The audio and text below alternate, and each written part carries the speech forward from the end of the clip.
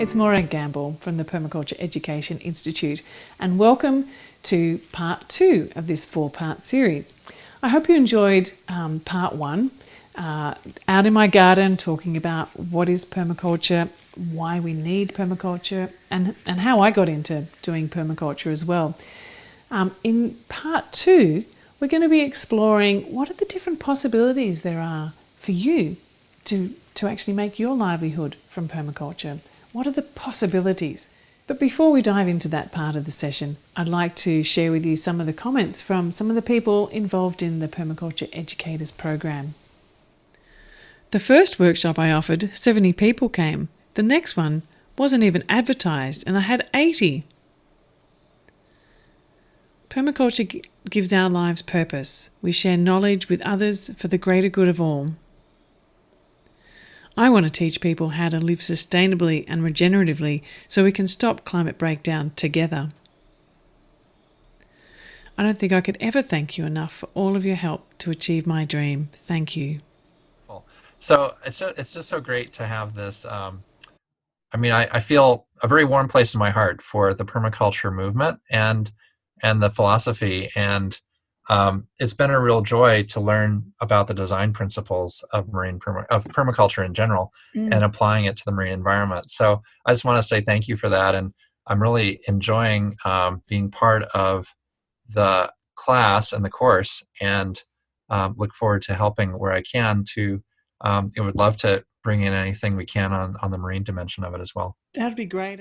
So now I'd like to move to the core part of this part of the video series, which is all about ways to make a living with permaculture. So in this presentation that's coming up, I'm going to be exploring many of the different ways, the possibilities there are to actually create a livelihood using permaculture as a foundation.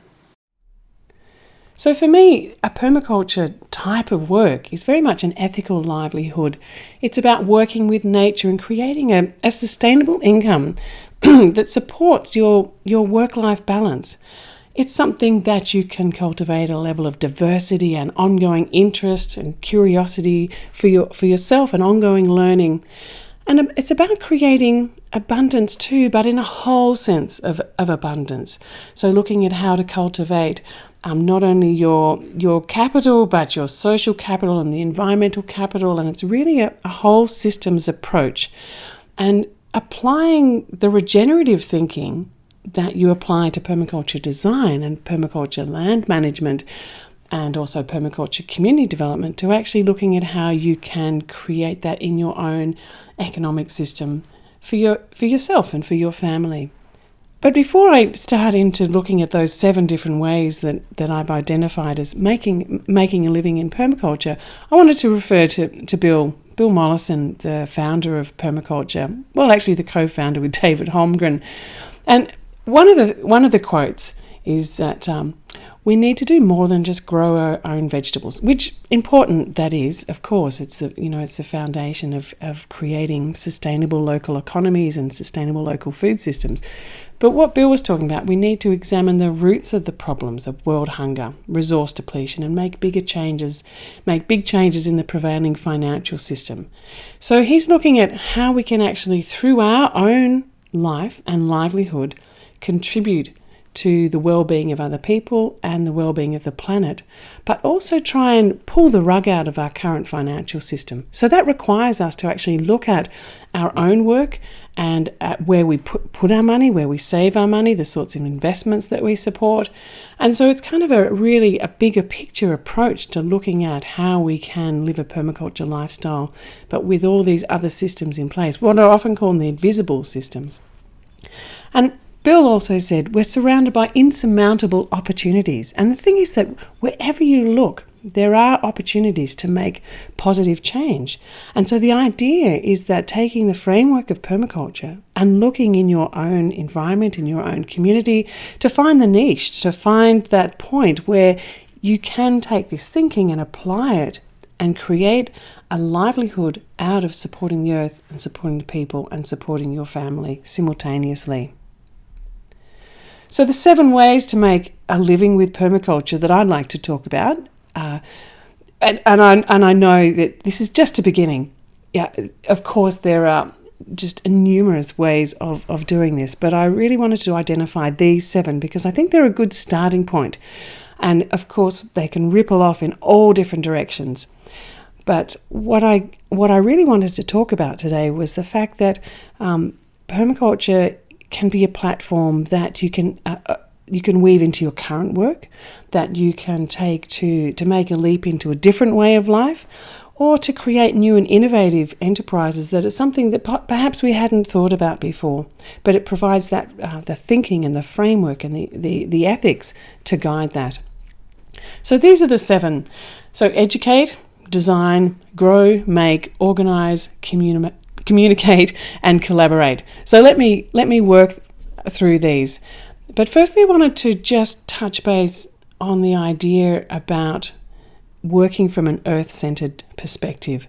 So often we've seen up in the top left-hand corner, you see the diagram, which is the diagram that you often see, which is the environmentally sustainable development, where you say, okay, we have this stable tripod of the economics, the social, and the earth-based thinking, and that when we intersect those, we get sustainable development.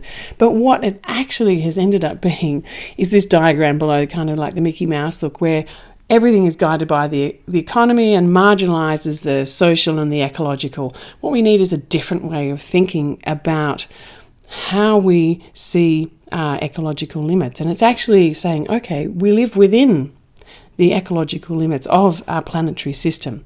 And within that, we have our social systems, and within the social systems is the economic system. So the economic serves the social on the earth, and that we're always having that earth-centered perspective, so that wherever we are in the type of work that we're doing, that we accept those ecological limits and try to work out how we can create our livelihoods that actually have this as our core thinking. And at the start, I guess I also wanted to mention too that one of the key things about creating sustainable or regenerative livelihoods is actually simplifying. And I think this is the first thing. It's about considering our consumption, our needs, and reducing those, and thinking about other ways of doing things. The ecological footprint studies show that in order for everyone to live, say, like the average Australian, if everyone in the world lived like the average Australian, we would need 4 Earths or more now. We only have one. So essentially what we're looking at is how can we cut our consumption and our waste by 80%, but still live a really high quality life where we have ongoing learning and fulfillment and all these things that we want, but in a much simpler way. And so this might be thinking differently about our needs in terms of our clothes and our food and our homes and our landscapes and our entertainment and all the different sorts of things, to really actually closely look at how you can diminish your consumption, and particularly consumption of single-use things which have a negative impact on the world, and how you can perhaps, return to things like, simply making clothes or trading clothes or secondhand clothes or upcycling things, using as much local and simple food as possible, and also really learning a lot from traditional ways of living in the land and living in the landscape, and wherever that might be, wherever you are in the world, to really look at how the cultures of sustainability in your place worked, and what can we learn from that. So really the core behind all of this, within the earth-centered perspective, within that idea of simplifying our needs. So for example, I've actually managed to try and work that I only have 1 day a week that I work for income, and the rest of it is actually for doing other work. So I'm still working, doing education work or community work or things with my family and in building or whatever it might be. So that simplification can also really make a huge difference in your own pattern on a weekly basis. And in that, it's about finding your purpose. So what are the ethics and what are your motivations and what is your intent? And this is really very much the foundation of holistic decision making, that until we have that intent of the why are we doing this? What is it? Why is it important to us?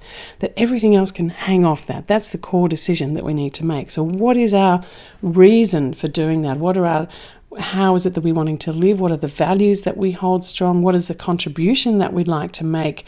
What are the sorts of sense of freedoms within our ecological limits would we like to have? Sort of having free time or creating more time in our life to do things which make us feel more fulfilled.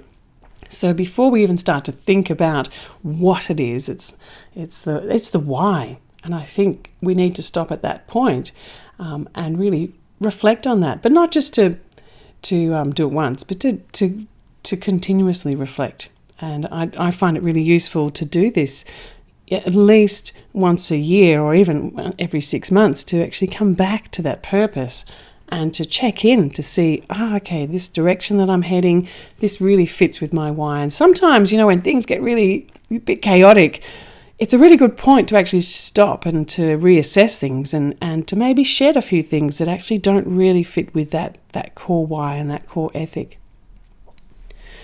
And another thing that I really wanted to mention too was about diversification. And in order to create often a permaculture way of life based, a permaculture livelihood, we often need to wear many hats and to be resilient and also embrace a lot of seasonal variation. Sometimes there may be a big flush of times when there's educational opportunities with children, for example, during holidays, and then seasonal patterns for abundances in the garden, or all these different things, and creating a livelihood that is based around these seasonal variations. And that's going to be different for wherever you are, and creating this pattern of waves of work that work with what's around you. And I really love that, because it also means that I can stay interested in a lot of different things, because there's the variation consistently. So the 7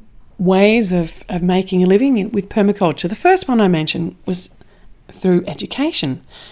And I've been teaching permaculture in maybe 20 different countries over the last 25 years. And the type of education that you can offer through permaculture is so diverse. So I've worked with young children in kindergartens, in schools, creating nature kids programs and various sorts of permaculture clubs. I've worked with youth, running camps, permaculture camps, and classes for that group of people, and events, particularly, maybe involving music and theatre. But also, of course, the whole range, the spectrum of courses that you can offer for adults, the permaculture design course, the permaculture teacher course, the advanced permaculture courses in design, maybe earthworks courses. Another way of offering permaculture is through community workshops. Now, this could be through your local neighbourhood centre, or your local library or community garden, or even in your backyard. There's a new trend for cultivating online courses. Now, this doesn't have to be the full permaculture design course. It could be small courses about beekeeping, about mushrooms, about perennial growing, about how to process the materials from the garden. So there's a lot of different ways of offering online courses, community workshops and community courses. Now, also, one of the things that I feel when I'm actually working with design clients is that is too an educational process, that it's almost like a mentoring, a one-on-one process of collaborating with a design client to create a design that fits with their landscape and their needs, and it's something that they will have the understanding of to continue on as they continue to develop it. But permaculture is something that I've also been able to weave into lectures, and I regularly run tours of our eco-village and gardens and other permaculture gardens as well. So it can be formalised in terms of school setting or informal in the community, and all ages. So really it's up to where your passion and your interest and your connection with permaculture and your place to find those niches. And the thing that I've always found very useful is to start small, start close, build up your skills, build up your experience, build up your techniques of teaching, and then gradually, as you feel more confident, just to keep moving out. It's very much like how we talk about designing and starting your permaculture garden, your zone 1 right in close to home. So design is obviously another way in which you can create a livelihood through permaculture, offering design services, but also designing programs, designing various sorts of educational programs and events, and also through a process I call citizen design, which is working with community groups to enable a collaborative design process of public landscape. So it's working with communities to redesign the commons for permaculture projects. And it's a really exciting space. It's just starting to take off. And this kind of design work does enable you also to take your family with you. I've ended up in lots of different interesting places with animals helping me to design and children helping me to design and the people involved in the project also getting involved. And so it's I don't see permaculture design as something that's really done, you go back into your studio and you're designing up things for someone else. It's actually very much a mutual process, a mutually beneficial process, a collaborative process. And I really love that interaction that you get in creating and designing and thinking together. So an obvious way of making a living in permaculture is through the growing itself. And this is just a beginning list of some of the things that you could do. Of course, it's growing food of all different sorts, from the annuals to the perennials to the fruits to the meats to the eggs. You can collect seeds and sell the seeds. There's the seedlings, herbs, medicinal plants, cultivating up some perennial plants to sell. So like a nursery and maybe selling some trees and bush tucker plants, timber plants, plants to regenerate your local environment, pond plants, aquaculture plants, actually cultivating plants which can be used for mulch or growing out worms, so you can sell worms, or chickens, breeding up chickens. So whichever zone that you're looking at within your permaculture system, there are elements that you could take to be your farm zone within your permaculture system and use that as the place in which you can generate some money. Now, again, this is seasonal variations, of course, would come into play with this. So perhaps that's part of the design planning that you could think through, that in different parts of your year there will be different abundances, and these are parts of your economic plan that you have that support perhaps doing some education work, doing some growing work, doing some design work, and having something that's coming in all throughout the year. So it's like planning your food for us, that you're wanting to make sure that there's an amount of food that's continuously coming out of your garden system that's going to be able to feed you. It's using that design principle to design your livelihood, so that there's always something coming that will nourish and support your economic needs. Permaculture systems have such a diverse amount of products that are available within them, from the fruits to the herbs to the vegetables, the flowers, all different parts of a permaculture system. When it's fully functioning, there is so much abundance. And so what do you do with that? You can value add, you can dry, you can turn it into salves, you can make preserves, a whole range of food products. And so I love this part of the permaculture garden and my permaculture lifestyle. Some of it is for generating income, but often it's for trading, but it's also for saving a huge amount of money. The fact that I'm able to make my own cheeses and my yogurts and my salves and my teas and all of those things actually saves me an enormous amount of money that I don't need to spend otherwise by having to go and spend buying organic products elsewhere for that. So there's the two sides of this, and I think it's a really important part to value. Often we think, we don't have time to make, but actually if we make the time to make, we need less time to actually generate the income to get those quality of products that we would be spending an enormous amount of money getting. But within that too, there's other things that we can make. So for example, we can be making worm products. So we could be selling the worms and the worm castings and perhaps worm towers and homemade worm farms. There's other things such as constructing chicken tractors, resources and tools and equipment that is very useful for people wanting to set up permaculture systems that some people have the skills to make and others don't. And so you can sell them at local markets, you can sell them online. Actually, having an online marketplace makes it very easy for us to to create these things and to trade them locally, but also trade them a little bit further afield within our bioregion or beyond.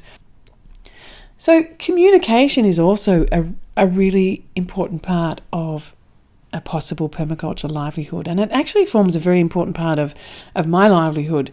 And I wanted to share a little bit about this with you because the way that I work is I quite often have local talks and workshops, the online courses and workshops, but also speaking, going on speaking trips or contributing to books, contributing to magazines, making films and contributing to films, the blog, creating an image bank, or a gallery of images that are able to be drawn upon, writing reports. I wrote a report about the potential for urban agriculture in the metropolitan planning process of Brisbane, for example, about 15 years ago. And I've written several other reports since and research papers. And these are also an important part of a permaculture livelihood. So it's the documentation, it's the research, it's the recommendations. And these, I think, are really broaden out and stretch the possibilities of how other people can connect with permaculture as well. So you may have a strength in gardening, or you may have a strength in writing, or you may have a strength in filmmaking, or you may be a photographer. And so how can you take that skill that you feel really strong in and apply that with the permaculture thinking? So it doesn't always have to be the growing part. That could just be what you do for your personal use. You're growing your own food, but it doesn't. Making a living out of permaculture doesn't necessarily mean you have to become a permaculture market gardener. It would be great, but the more that we have of those, the better, absolutely. But I guess I'm trying to suggest that there's many different ways that you can become a permaculturalist in a professional way. And so really try and tease out the opportunities that may be there for you. And perhaps it's in organisation. One of the things I really love doing is organising festivals or cultural events, seminars and educational programs. So you may like being the teacher, but you also may like to be the person organising it and planning it and developing up the curriculum and the programs and organising the fundraising for it and communicating around getting those programs up and running, which is really important. So these are really great ways to actually develop a bigger sense of a program in your local area that you can invite other permaculture teachers and enable other people to create a livelihood with you around this, which is really my last point about collaboration. I think in order to unlock the potential of creating a really vibrant permaculture livelihood, collaboration is the key thing.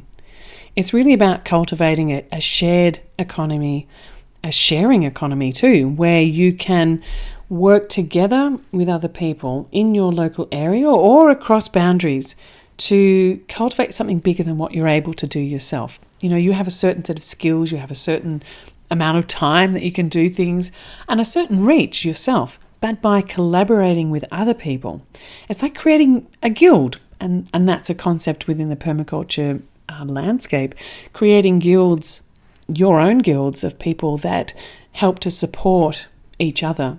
So say, for example, if it's in design, you might want to gather a team of people that have, like a real focus on water and soil and design facilitation and the drawing side of things. And together you make this absolutely amazing team. And maybe you don't collaborate on all the projects, but together you might come together on one project and there's a different form of collaboration on another one.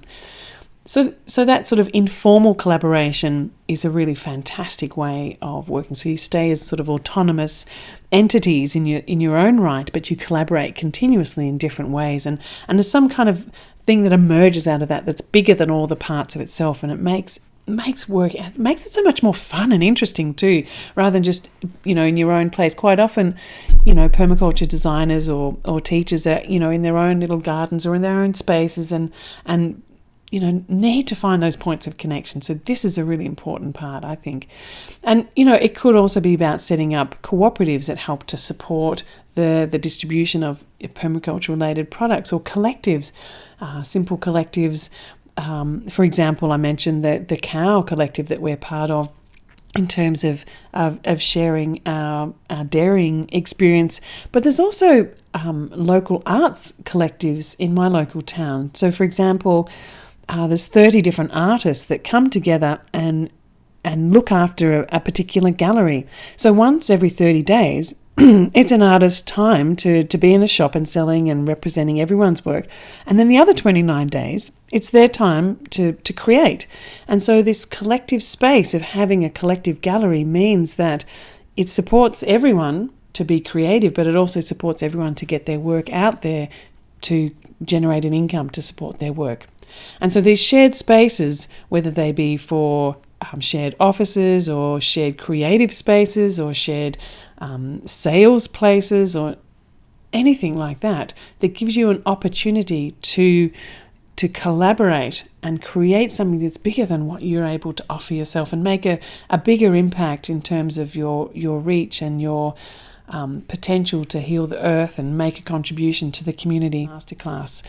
So the key areas, the 7 ways to make a living with permaculture that I have mentioned, around education, around designing, around growing, around making and communicating, collaborating with others, and organising. And so, of course, as I mentioned right at the outset, there is so many different ways that you can make a living with permaculture, and it is really up to your intent, your passion, your interest, your creativity, the opportunities that you see in your particular community and environment, and whether you take permaculture and make it your complete livelihood, or whether you weave it into things that you're currently doing. So permaculture can be your livelihood as well as a lifestyle. And it is such a fantastic way of life. Why not make it something that supports you economically as well? Because there is so much positive work to be done in the world, and this gives you opportunity to make a positive contribution that's very much about caring for the earth, at the foundation of everything, that it's a very much earth-centric approach and a life-centric approach, supporting the earth systems and all life on earth through this way of work. And I love the fact that permaculture work is diverse, and it's a way of actually simplifying and living a simpler way of life, and drawing on the abundances that we find within ourselves, within our communities, within our neighbourhoods and around us, but in a way that not depleting the abundance, but creating a regenerative abundance. And the work itself is not an end in itself, not going to work to do a thing. It's actually about working that's creating something greater, about making it's that contribution, I guess, that idea that when you're working in a permaculture system, particularly with education or creating gardens or enabling people to also live a more sustainable way of life, there's a ripple effect. And I guess that's that ripple effect that I think is so powerful. And that by working in a permaculture way of life too, and it's that feedback loop, if you take the principle of observe and adapt, that you can do that in your work life as well, that you evolve it. So that, for example, when I was young, we did a lot more international travelling and with the permaculture teaching. And then when I had young children, it was more about local communities, and I was doing a lot more work with kids. And now that the children are getting older, I'm working more with youths, and it evolves and changes with your life and where you are at the time, and you can bring your family and your life along with your work, and it's not these separate entities.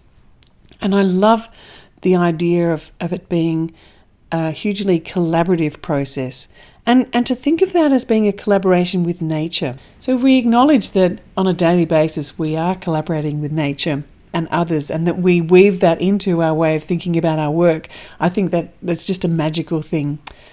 So I hope that that really inspired a number of, or more than a number of ideas, of possibilities for making permaculture not just your way of life, but your livelihood too. All the different ways of looking at how permaculture can actually be a significant career, that be your way of generating income for your household.